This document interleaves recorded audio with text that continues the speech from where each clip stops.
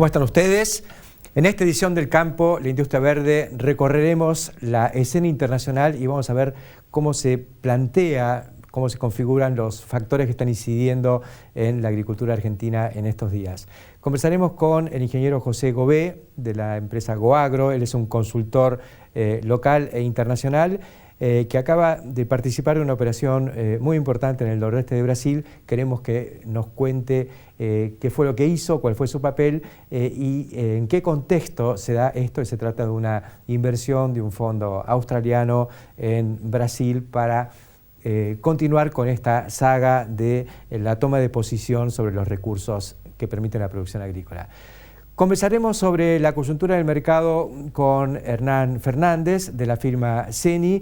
Están pasando muchas cosas en el mercado local y en el mercado internacional. Vamos a ver finalmente cómo queda la siembra de trigo, donde hay un conflicto entre lo que dice el Ministerio de Agricultura, que habla de 5 millones de hectáreas, y lo que dicen las bolsas, que hablan de 3.9 millones de hectáreas, además de la debacle del maíz, que sigue yendo para abajo. Y de este tema vamos a conversar también con Martín Fraguío, que es director ejecutivo de Maizar, de cara al congreso que realiza esta coordinadora de la cadena del maíz la semana que viene en Parque Norte, acá en Buenos Aires. Y también vinculado un poquito con el maíz, porque es un producto de valor agregado del maíz, conversaremos con Raúl Cata, presidente de la Asociación de Productores de Leche, un tambero que, como siempre, el sector desde hace muchos años sigue en crisis y la crisis se va profundizando. Estos son entonces los temas que vamos a compartir con todos ustedes en esta edición del Campo, la Industria Verde, cuando volvamos. Vamos a comenzar esta edición del Campo, la Industria Verde, a partir de un disparador que fue una noticia que recibí hace pocos días acerca de una operación de tierras muy importante en el nordeste de Brasil, en la cual nuestro conocido José Gobé, consultor internacional, actuó como advisor, digamos, como consultor por parte del comprador. Me parece importante porque estamos un poco con la idea de que acá los fondos se retiraron de los commodities, se acabó, era una burbuja que se pinchó. Y queremos ver tu opinión sobre esto, José. Bueno, mira, como les digo a los productores, la tendencia de mediano y largo plazo sigue siendo muy favorable para los precios de los commodities.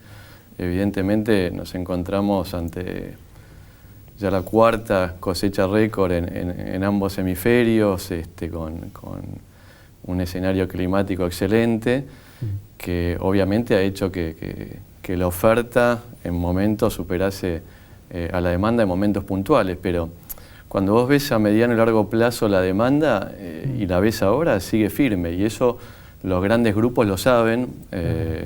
Por eso esta operación como la que mencionás.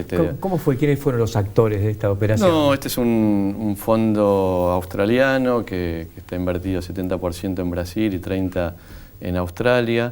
Pero así como ese, estuvimos semanas pasadas con un fondo soberano del gobierno de Arabia Saudita, que está también mirando cosas en la región y ha terminado de invertir fuerte en Canadá con una operación de una de las empresas más grandes originadoras de grano. Ajá. En el caso de ellos, por ejemplo, que es un fondo soberano, ¿no? Para que la gente a veces entienda, no solo busca muchas veces la rentabilidad, sino también originar, para este nuevo concepto de seguridad alimentaria, alimentos para su país. En el caso de Arabia Saudita, como sabés, desde el 2008 se cambió la política alimentaria por una escasez del agua que iba para los cultivos. Habían llegado a la autosuficiencia de producción en trigo, en cebada, en alfalfa, y porque no había más agua para consumo humano, dijeron todos los años un 12% va a ir cambiando y lo vamos a ir importando.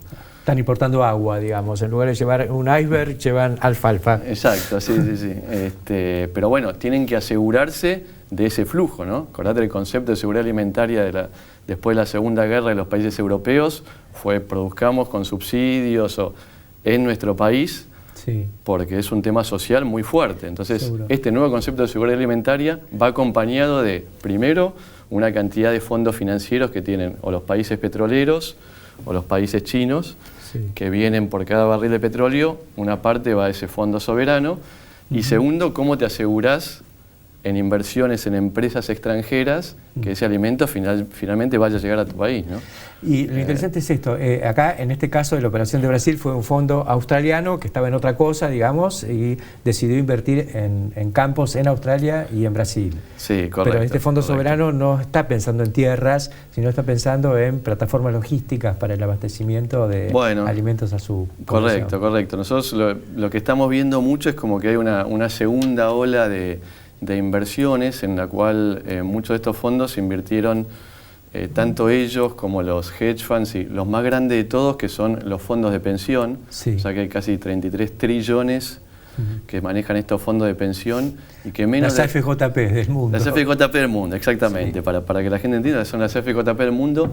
Menos del 0,5% está invertido en algo de nuestro sector. Así que para que te des una idea del potencial que hay. Sí.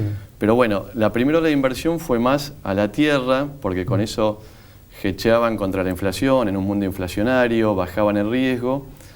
Y ahora hay una segunda oleada, sobre todo en los fondos soberanos que buscan originar toneladas, que va más un eslabón arriba de la cadena, porque se dieron cuenta que comprando tierra bloqueaba mucho capital, no originaban tantas toneladas, entonces están yendo más a empresas originadoras de granos, frigoríficos, asegurar también la estructura, compras de puertos, claro, el caso de transporte, COFCO con Nidera. Sí. Fíjate que para ellos, digamos, el tema, sin ir más lejos de lo que pasó en Argentina, de estar 20, 22 días con las exportaciones cerradas. Por el paro de los portuarios. Para un funcionario chino, eso es una luz roja importantísima, ¿no? Sí. Somos uno de los 3 países que va a estar proveyéndoles ese alimento, entonces tienen que asegurarlo. ¿Cómo ensució todo el sistema portuario argentino, ¿no? Sí.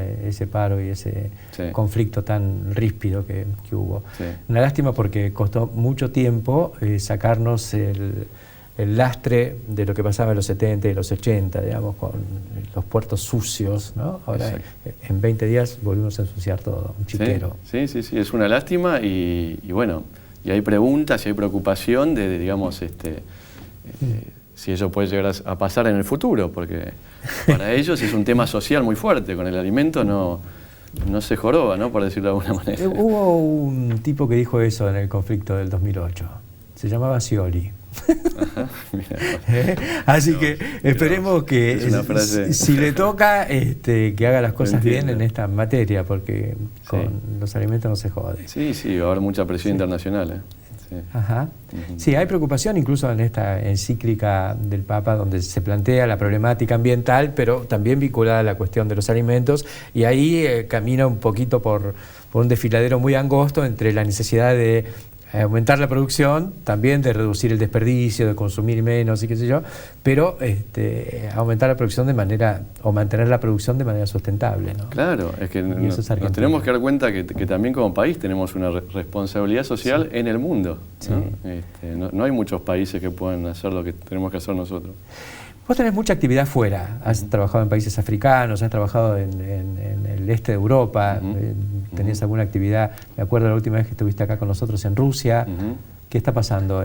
Mira, bueno, justamente con estos árabes veníamos hablando, hay preocupación por todo el tema político en Rusia y en Ucrania sobre todo. Ellos están invertidos en un fondo en Ucrania y bueno, ven la preocupación política del lado de Putin avanzando, digamos, sobre Ucrania, sobre todo más del lado este, que hacen que, por más que ellos tengan más cercanía con esos lugares, se torne más atractiva nuestra zona, ¿no? Vuelven a ver con más agrado invertir en la región nuestra.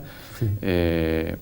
Bueno, son lugares que Rusia, sobre todo, hay mucho por hacer, rindes muy bajos en las zonas donde estuvimos, 1.500 de trigo, pero en Ucrania, por ejemplo, ellos habían pasado rápidamente de 3.500 kilos de trigo por hectárea, ya estaban en 4 o 5.000, operando ellos el fondo ese con agricultura de precisión y varias cosas. Lo que pasa es que el potencial está. El potencial está, pero está también el frío, lo extraño que es ese mundo para mucha gente. Muy complicado, muy complicado. Hay gente que bueno, hemos seleccionado y fue para allá y no no se puede adaptar a veces a las condiciones del invierno, a la vida social que es mucho más fría. Imaginemos cerrada. un ruso en argentino, ¿no? Las dificultades que han tenido. Y bueno, lo que es un argentino allá. Los que vinieron acá. Y en otros países de la región, digamos, vos tuviste ahora esta operación en la que terminaste en Brasil. Sí. ¿Qué está pasando con Paraguay, Uruguay? Hay mucho movimiento. Uruguay es un país, bueno, sin ir más lejos, ahora una operación de Seaboard, se ubica que son los segundos o terceros en lo que es cerdos en Estados Unidos, compraron el 50% de Cere Oil, que es una de estas originadoras de granos, porque es interesante, pero no solo están los árabes y los chinos, sino que hay empresas como CHS, que es una de las mayores cooperativas norteamericanas, que acá tiene, en Argentina ha comprado terminales de puerto, están creciendo en Uruguay, ahora van a crecer en Paraguay. El Cere Oil creo que tiene la particularidad de que el CEO es una señora, una mujer, me parece. Puede ser, sí, puede ser. Son los primeros que están queriendo alguna planta de crushing, creo también en Uruguay. Pero es interesante, bueno, porque también están entrando esos grupos americanos para hacer originación y derivarlos a otras partes del mundo, que no son los tradicionales. No son solamente los chinos los que están... Sí, y no son los americanos tradicionales, son Cargill, Bunge o ADM. Así que aparecen muchos jugadores nuevos. Y bueno, como te decía, Uruguay en ese sentido está muy receptivo a inversiones. Paraguay se está desarrollando muchísimo, mucho capital brasilero. Bueno, Colombia también, mucha inversión forestal en países de Centroamérica.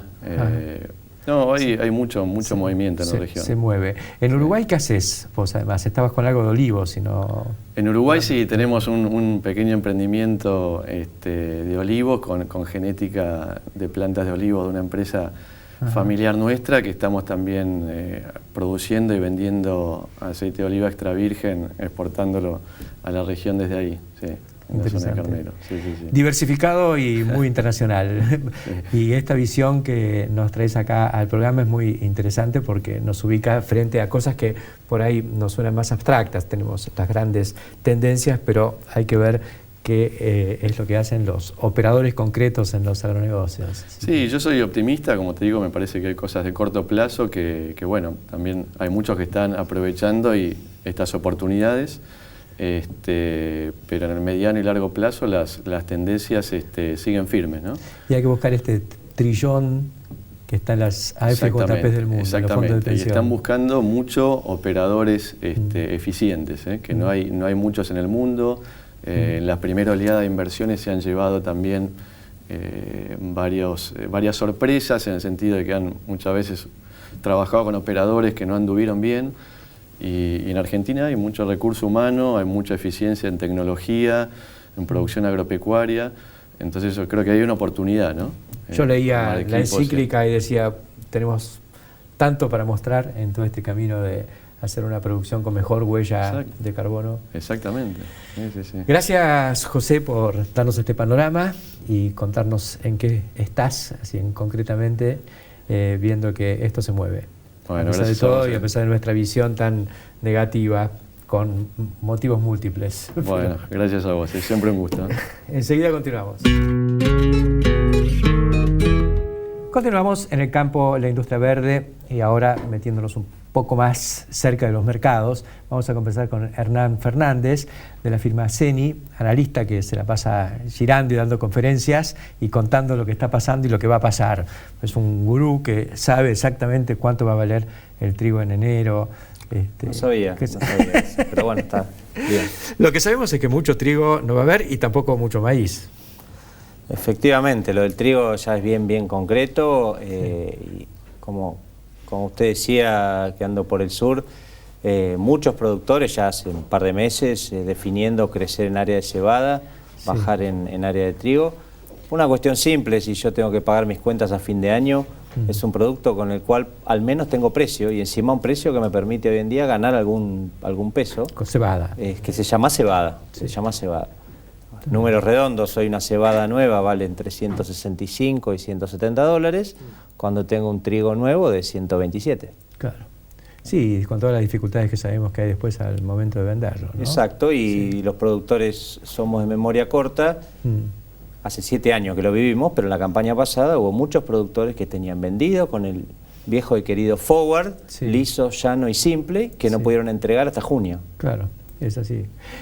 ¿La cebada qué nivel de retenciones tiene? El mismo que trigo, El mismo que trigo. 23 puntos. Ajá, que es un disparate también, un producto tan Sí, especial. claro, pero digo, siendo pragmático, si uno hace los números de la agricultura, un presupuesto bien hechito, Sí. con esa cebada en la zona sudeste, en buen campo, se puede ganar algo de plata, Seguro. y quizás con algún premio en una soja de segunda, por pequeña que sea en rendimiento. No hay ROEs complicados para cebada. No, por ahora no. Por ahora No atiende la mesa de los argentinos, sino la barra de los argentinos. Por ahora sí, por ahora es la barra. El único tema y la duda de siempre es el tema de calidad, ¿no? En cebada, que Sí.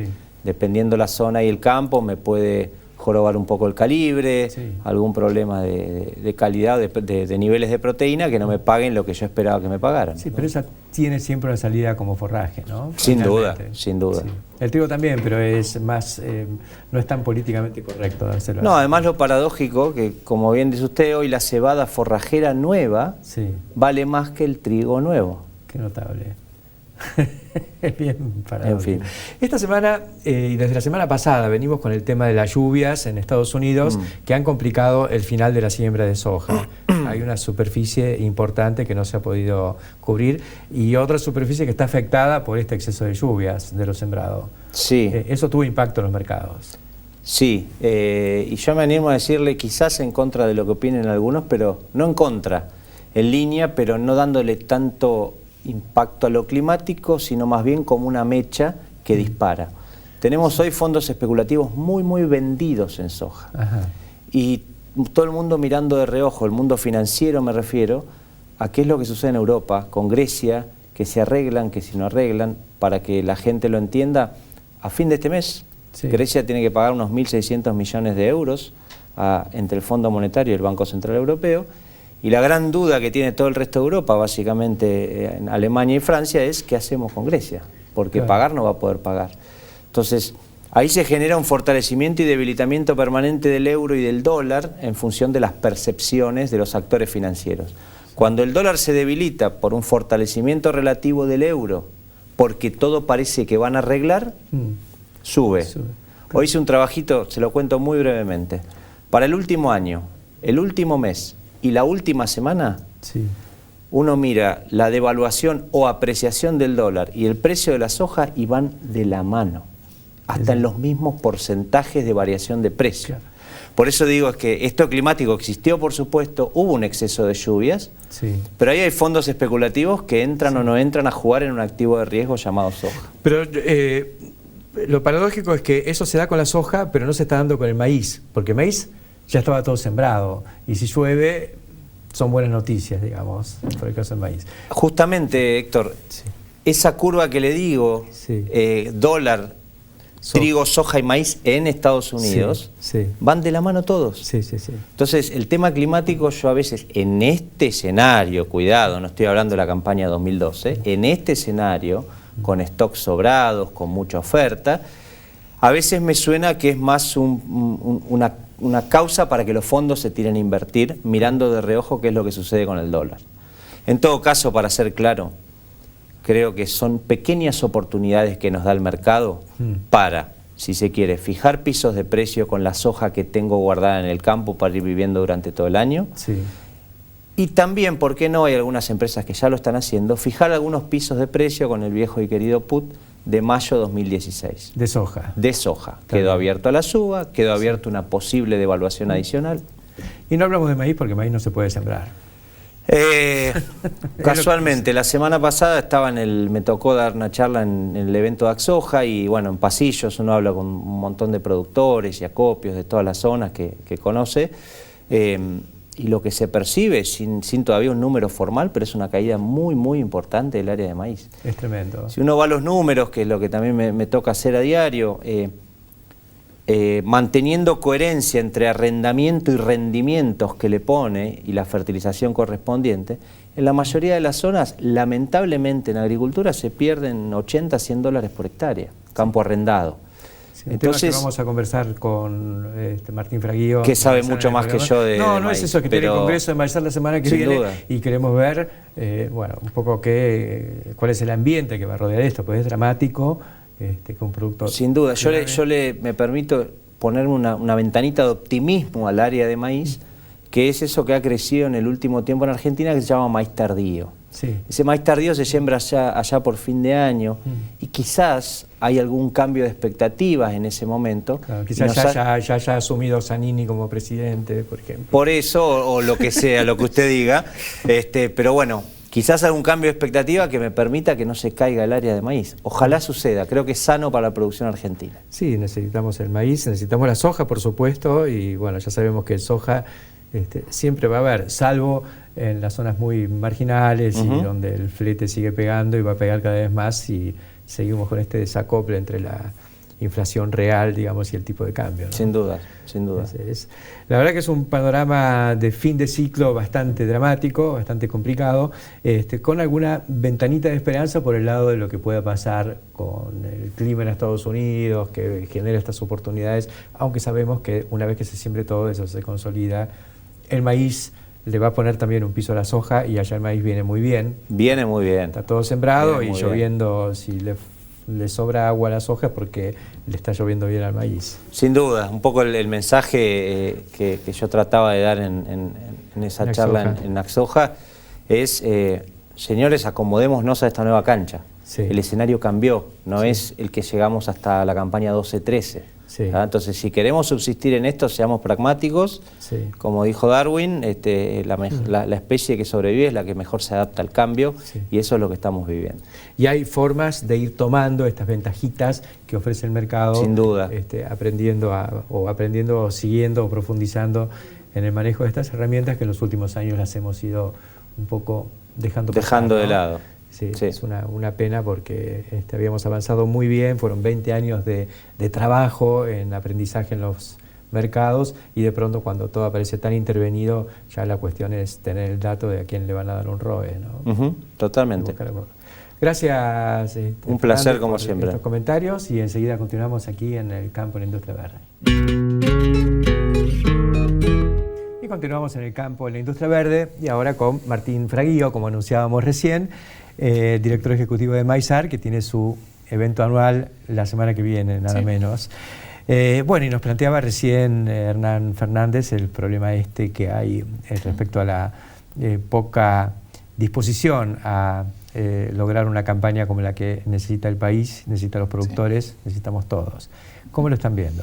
Sí, me parece que hay que verlo como si fueran tres planos diferentes. Uno es lo que está pasando en el mundo. El mundo viene de 10 años de gran crecimiento en la producción de maíz y que venía bastante ajustadito con la demanda y todos los sectores venían aumentando su demanda, ¿no? Vimos con vos, digamos, con mucha frecuencia y con bastante ajuste lo que estaba pasando con la industria del etanol y eso es un sector que hoy está más bien para bajar su demanda a pesar digamos, del precio bajo del maíz.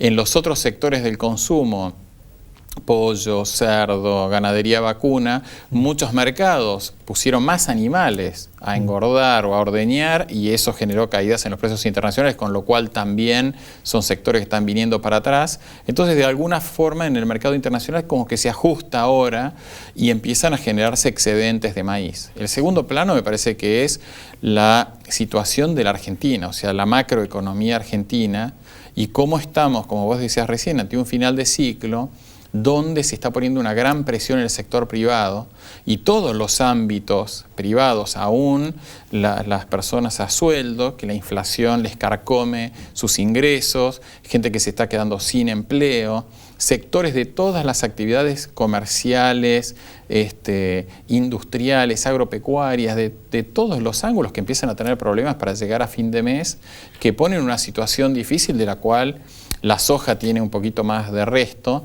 pero el maíz, como todas las otras actividades, no lo tiene. Y me parece que el tercero es la situación como cercana al grano en sí mismo, que es el problema de los ROEs, no tenerlo resuelto todavía, y los que son el financiamiento de la actividad productiva y todas esas pequeñas cosas que entonces los tres planos hoy son muy difíciles. El sector, a través de su dirigencia gremial, digamos, ha sido ninguneada por el gobierno, el divorcio es absoluto. Se tiró algún cable con la Federación Agraria, más que nada para romper la mesa de enlace, y no se consiguió nada, porque a poco andar se peleó la Federación Agraria con el gobierno, le va a hacer tractorazos ahora. Pero desde lo que no es la gremial, pero sí la coordinación de la cadena, como Maizar, ¿tienen diálogo? ¿Hay algún nivel de acercamiento con las autoridades? Sí, es una buena pregunta. Nosotros nos llevó un año, el primer año de fundación de Maizar, discutir qué debíamos hacer en relación con lo que podríamos llamar el sector público, que son los distintos ámbitos o poderes del gobierno, poderes ejecutivos, nacional, provincial, municipales, los legislativos, de vuelta Congreso de la Nación y los otros.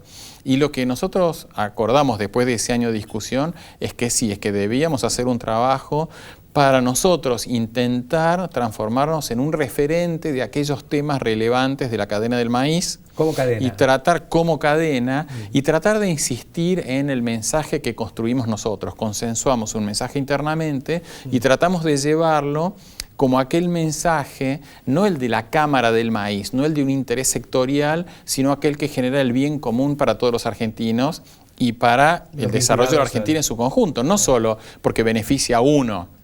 Entonces, en este sentido, para nosotros, desde que se implementan los ROEs, no nos quedó nunca más alternativa que discutir internamente y salir a decir los ROEs destruyen la posibilidad de siembra, cosecha, transformación. Aunque teóricamente algún sector, algún segmento por ahí se favorece porque al trabar la exportación se puede... Exactamente. Y nosotros esos sectores, ¿no?, supuestos beneficiarios o beneficiarios reales, nosotros le decimos, miren, ese beneficio de ustedes genera un perjuicio que ustedes comprenden. Si comprenden, bueno, vayamos juntos y expliquemos a la autoridad competente, sea ONCA al principio, Secretaría de Comercio después, Ministerio de Agricultura siempre, que esto no beneficia a nadie y que en el fondo los posibles beneficios que se generan siempre son insignificantes respecto al perjuicio. Y hoy se ven muchos de estos sectores que fueron beneficiados que lo mismo les va muy mal. Pero aparte digamos, vos hablas de que ONCA, Ministerio de Agricultura, Secretaría de Comercio, hay alguien que coordina todo eso, que es el jefe de gabinete en todo caso. ¿No ha habido posibilidades de dialogar con él y de llevarle? Porque además en su momento Aníbal Fernández fue ministro de la Producción, en la época de Duhalde. Sí, nosotros fue ahora la primera vez que pedimos una entrevista con el jefe de gabinete. Con ninguno de los otros jefes de gabinete anteriores pedimos nunca entrevista y hacia arriba tampoco. Nosotros intentamos, bueno, a ver quién es el funcionario que entiende sobre esto y que firma las resoluciones. Bueno, y de hecho, tanto con el secretario Costa como con el secretario Moreno fuimos un montón de veces y siempre con argumentos transparentes que demuestran que la Argentina tiene muchísimo maíz, que la exportación de ese muchísimo maíz genera grandes beneficios y que aunque parezca que alguien está beneficiado por no exportar, por dejar de dormir acá, que el perjuicio para el país es mayor y que finalmente termina afectando aún a aquellos que pareciera que las cuotificaciones, retenciones y otras metodologías parecieran beneficiar. Y en ese camino, digamos, de intentar el diálogo, ¿logran alguna respuesta o pasa todo para...?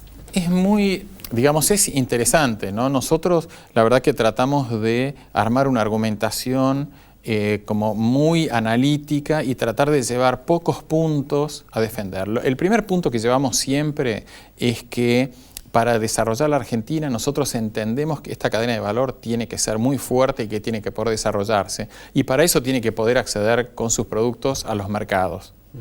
Pero nunca vamos, digamos, prejuzgando sobre cuáles son las ideologías o sobre cuáles son los preconceptos sobre los cuales se basa el haber tomado tal o cual medida. Vamos y tratamos de atacar esa medida en particular, en este caso los ROEs o la cuotificación de exportaciones, para tratar de lograr que eso se resuelva.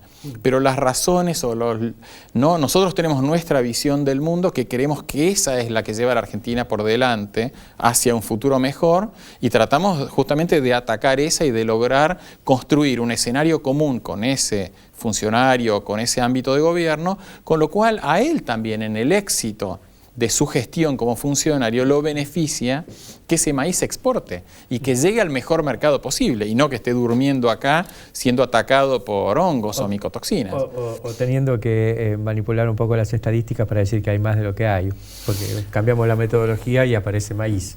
Claro, que es parte de la discusión y nos dificulta mucho eso, el que hoy tengamos fuentes de datos optimistas en cuanto a volumen. Y pesimistas. Nosotros lo que decidimos es, bueno, enfoquémonos en la secuencia de volumen exportado, que finalmente es el único dato que nadie nos puede discutir, porque el volumen exportado es de medir camiones, o de pesar camiones, de medir barcos, y es un volumen que no puede dar muy distinto a lo que hacemos adentro que lo que da afuera. Y finalmente sobre esa base es que nosotros decimos, bueno, si las estimaciones el año pasado decían X y se exportó tanto, y este año vemos que la oferta total es mayor que el año pasado, las exportaciones deberían ser tanto mayores. Y estamos en volúmenes enormes, ¿no? Enormes. Y volúmenes enormes de exportación. O sea, el año pasado se exportaron 18.700.000 toneladas y quedó un remanente de 4.300.000.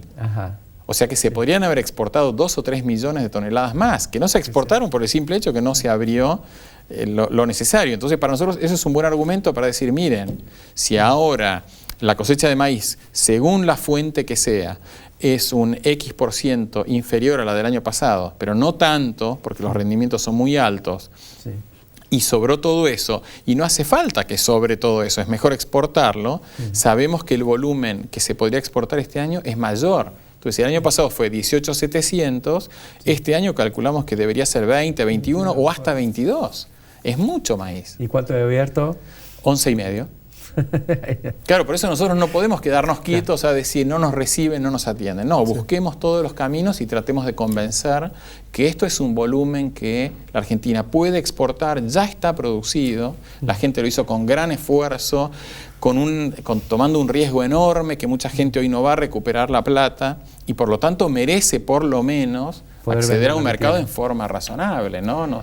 Creemos que nosotros nos debemos en realidad a toda esa gente que se esfuerza y que cree que el maíz es un cultivo estratégico e importante para la Argentina, que está cumpliendo en cierta forma, en forma patriótica con este país al producir un producto que va a ser exportado, ¿no? Y que nosotros nos debemos a ellos. Miren, nosotros vamos a salir a convencer al que sea, como sea y donde sea, que ellos tenían razón cuando sembraron y produjeron, ¿no? Obviamente nos da un gran esfuerzo, ¿no? Y nosotros tenemos razón, porque este programa, digamos, toda la animación arranca con una semillita de maíz y llegamos a una hamburguesa Foresport. Exactamente. Todo eso es maíz. Sí, y por eso nosotros la verdad que creemos en esto, Héctor, que vos lo decís siempre y con eso nos ayudas muchísimo y te agradecemos, que este país necesita, así como hay 150 países del mundo que hacen grandes esfuerzos por sembrar, cosechar maíz, y los que no lo pueden producir lo importan, nosotros que tenemos ese gran potencial y tenemos además cientos de miles de argentinos con vocación para conocer su tecnología, desarrollarla, sea en un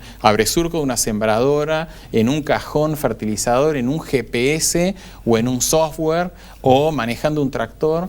Creemos que realmente nos debemos a ellos, ¿no? Que el trabajo que hacemos hoy con Gastón, antes con Johnny Avellaneda, Jackie Gear, Santiago del Solar, Alberto Morelli, con cada uno de estos presidentes, es decir, miren, nosotros como cadena de valor tratamos de transmitir un mensaje de optimismo y de responsabilidad frente a este país, ¿verdad? No hay que bajarlo, no hay que ser pesimista porque esto puede empeorar. Sí, como decía Borges, ¿no? Ese que decía que el Congreso entonces es el 30 de junio y el 1 de julio y vamos a discutir muchos de estos temas y cómo es que el mundo espera algo de nosotros. Mucho no espera, ¿no? Pero no le hacemos tanta falta, pero nosotros no, exacto, y son muy empujar. competitivos. Pero que hay muchas cosas que nosotros tenemos que discutir. ¿Lugar? Parque Norte, un edificio nuevo que se llama Golden Center, que está ahí sobre la avenida Cantilo, enfrente de la ciudad universitaria. Así que te esperamos. Parque, sí, por supuesto. Bueno, gracias por acompañarnos y enseguida continuamos. Continuamos en el campo, la industria verde, metiéndonos ahora en otro de los temas que se ha venido complicando y que está en una crisis, digamos, que va eclosionando en este momento, que es el de la lechería. hemos invitado a Raúl Cata, presidente de la Asociación Productores de Leche, APL, para conversar sobre esta situación que como tambero la debes estar viviendo y sufriendo bastante. Sufriendo mucho, realmente yo diría que la lechería vive en crisis. Lo que tiene algunos momentos en que estamos mejor, nada más. Qué tremendo, ¿eh? Pero en este momento, además de la crisis estructural de la Argentina, pues hay una crisis estructural. Argentina está estancada en la producción desde el año 98 a esta parte, no ha producido más que lo que ya produjo en el año 97-98. 17 años de estancamiento. De estancamiento. Los países vecinos crecieron alrededor del 70 o el 50%, seamos conscientes en ese periodo. Hace 17 años le exportábamos a Brasil, hoy Brasil es exportador. Hoy Brasil es exportador, es nuestro cliente también Brasil, sí. Venezuela, Brasil, Rusia, o sea que países que están complicados también, o sea que eso, además del bajo precio que tenemos, esos países que son nuestros compradores están complicados, Argelia, países petroleros, en fin, la situación es crítica y difícil. La referencia internacional siempre es el remate de Fonterra, digamos, en Nueva Zelanda, ¿no? Lo que es Nestlé, creo que ahora también se... Bueno, está asociado. Esos remates están marcando un precio de la tonelada de leche en polvo en $2.300 la tonelada. Precio que no se veía desde hace 10 años. Claro, a fines de los 90 estábamos en 1100, sí. Llegamos a más de $5.000 la tonelada de leche en polvo. Hace 3 o 4 años. Precio que no recibimos los productores porque el gobierno se encargó de bloquear las exportaciones. Argentina inventó un sistema único en el mundo que era un precio de corte, o sea, cuando había esa posibilidad de, llegamos casi a vender a $7.000 la tonelada, productos especiales, se ponía un precio de corte que era el equivalente a más del 60% de retenciones a la exportación. O sea, pensemos las locuras que hacemos nosotros. Y se pusieron retenciones a la exportación en el año 2005, la Baña puso retenciones. O sea, la crisis es permanente. El problema es que ahora hay mucha leche en el mundo, hay quesos, hay de todo, digamos, y el comercio está un poco saturado. Factores. Vamos a la situación internacional. Sí. Tenemos recesión en muchos países. Sí.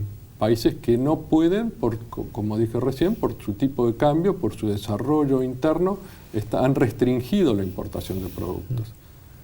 Y a eso le agregamos que países que eran importadores de leche han querido producir leche, como China, y están produciendo leche. O sea, crecen en su producción interna. Sí. Eso es otro factor que tenemos que ser conscientes. Sí.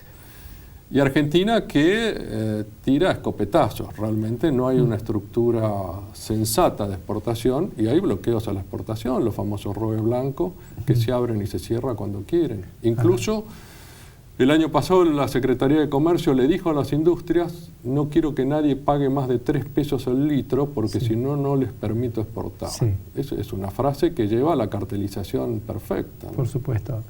Ya desde hace tiempo se viene fomentando eso en todos los rubros, pero esto fue muy impactante.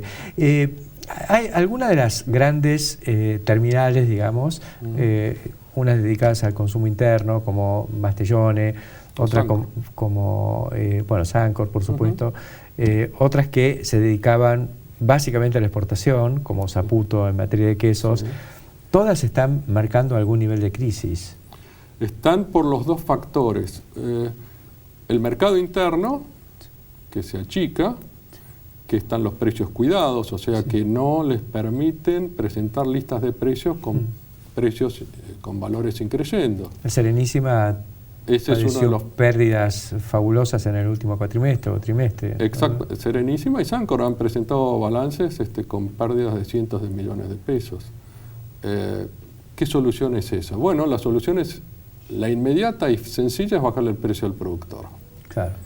Pensá que la Mesa Nacional de Productores de Leche a principios del año pasado planteaba que se necesitaba un precio de 3 pesos 50. Obviamente nunca se recibió ese precio y ahora están hablando que van a pagar en la primavera próxima 2 pesos 90. Imagínate los niveles de inflación y de aumento de costos que hay en la Argentina, largar una señal como esa, ¿no? Y el tema de Saputo que estuvo comentando que va a tener que vender en el mercado interno los quesos que no puede exportar. Bueno, ese es un mensaje.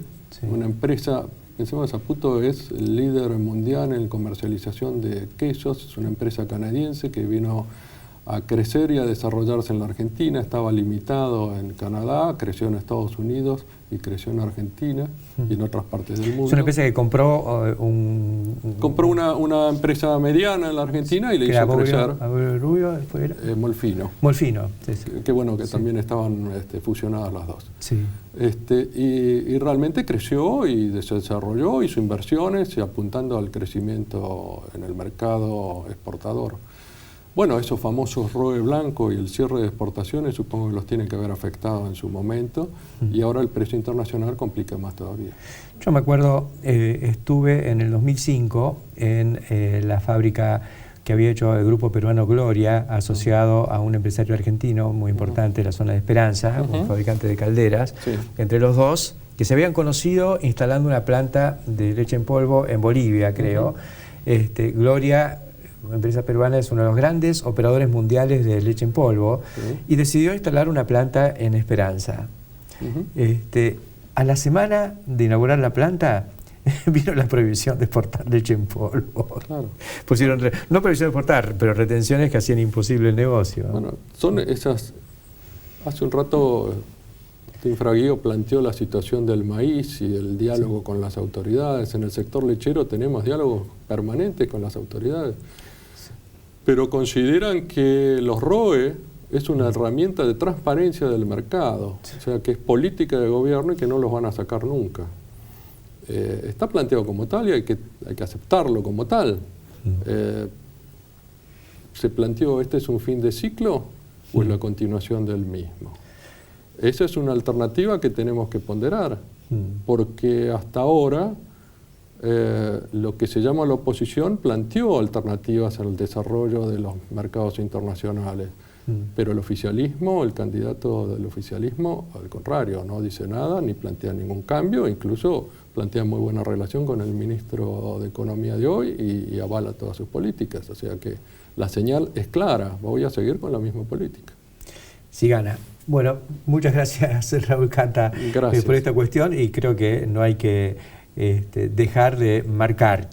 La tendencia es mala, hay estancamiento y esto que está yendo mal está empeorando día a día. Así es, y Argentina tiene netas posibilidades de desarrollarse si se generan las políticas adecuadas. Gracias Raúl Cata y nosotros enseguida continuamos. Como reflexión final para esta edición del Campo, la industria verde que plantea los elementos críticos que están atravesando al sector agroindustrial argentino en estos días, quería, sin que esto signifique poner la pelota en otra cancha, patear al córner, escaparnos de la coyuntura, creo que tenemos mucha información, estamos muy cargados con lo que está sucediendo, pero hay cosas que pasan afuera y que van a tener impacto enorme, impacto futuro en la producción de alimentos a nivel global. Y uno de estos hechos, uno de los fenómenos más importantes de los últimos tiempos fue la encíclica que acaba de lanzar el Papa Francisco sobre la cuestión de la ecología, poniendo en el centro del tablero, en el centro de la mesa, la necesidad de debatir y de actuar frente a la problemática en conjunto de los fenómenos ambientales que están amenazando la vida en el planeta. Una de las cosas que pone en el centro de la mesa y que yo creo que es el hilo conductor de esta encíclica es la cuestión del calentamiento global vinculada concretamente a las emisiones de gases de efecto invernadero.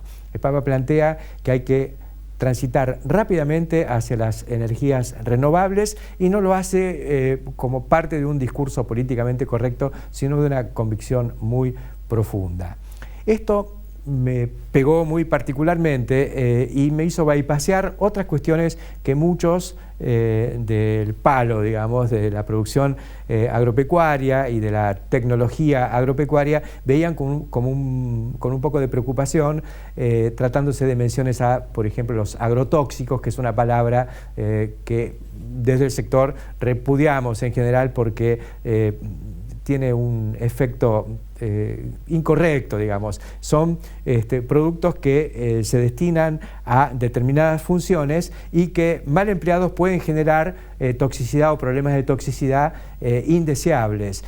Yo creo que esto está colocado un poco frente al problema de aves migratorias que vienen y pueden abrevar en algún curso de agua o comer algo que está contaminado por un insecticida seguramente de vieja alcurnia y no los que se están usando actualmente, que son mucho menos tóxicos para lo que no es específicamente el insecto al que se quiere eliminar. Pero sabemos también que hay herramientas nuevas, como fundamentalmente las que provienen de la biotecnología, que precisamente permiten resolver estos problemas, porque las aves que en todo caso pueden transitar o comer algo en un cultivo no se van a ver afectadas por el hecho de que un maíz venga con el gen BT, que es un gen específicamente insecticida, pero que no afecta ni a la vida de los monográficos, de los humanos, de los cerdos, de las vacas lecheras, de los novillos en engorde, ni de las aves.